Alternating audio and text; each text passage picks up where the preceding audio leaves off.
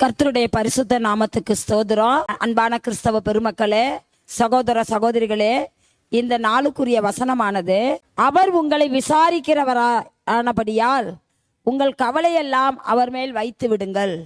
ஆம், யார் அவர்னா தேவனாகிய கர்த்தர் தாமே நம்மளை எல்லாவரையும் விசாரிக்கிறவர் ஆனபடினால நம்மளுடைய கவலைகள் எல்லாம் அவர் மேல் வைத்து விடுமாய் இந்த வசனம் நம்மளை சொல்லுகிறது.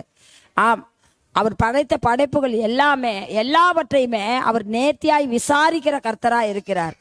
எப்படி எனில், காட்டு புஷ்பங்கள் முதல், பறவைகள் முதல், விலங்குகள் முதல், தம்முடைய சாயலாய் படைக்கப்பட்ட மனிதன் வரைக்கும் அவர் விசாரணை செய்கிறவராக இருக்கிறாரு.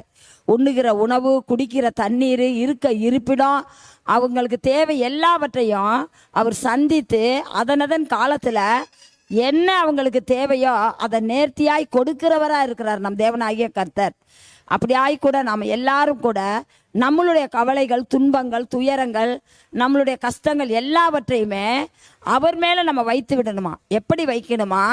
ஜெபத்தின் மூலமாக தினந்தோறும் ஒரு தகப்பன் தன் தந்தையிட பேசுவது போல நம்மளுடைய கவலைகளை எல்லாம் தேவனாகிய கர்த்தரிடத்துல நாம் சொல்லும் போது அவர் அதை கவனமாய் கேட்டு எல்லா இக்கட்டிலிருந்து நம்மளை விடுவிக்க வல்லவராய் இருக்கிறார். அப்படியே நாமும் நம்மளுடைய கவலைகளை எல்லாம் ஆண்டவராகிய இயேசு கிறிஸ்து மேலே வைப்போமாக, ஜெபிப்போமாக.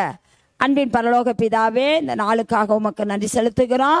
இந்த நாளிலும் நீர் கொடுத்த அந்த வசனத்துக்காக உமக்கு நன்றி ராஜா.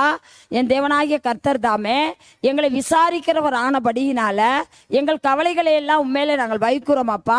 எங்களுடைய எல்லா இக்கட்டுக்கும் ஏற்ற நேரத்தில் நீர் எங்களை விலக்கி பாதுகாத்து பராமரித்து எங்களை திடப்படுத்தி நீர் நடத்துவதற்காக உமக்கு நன்றி செலுத்துகிறோம். அப்படியே செய்வதற்காக உமக்கு நன்றி அப்பா. எல்லாவற்றையும் உம்முடைய கரத்தில் தாழ்த்தி ஒப்பு கொடுக்கிறோம். இயேசு கிறிஸ்துவின் நாமத்தினால கேட்கிறோம். ஜெபங்கேளு ஜீவனுள்ள நல்ல தகப்பனே, ஆமேன்.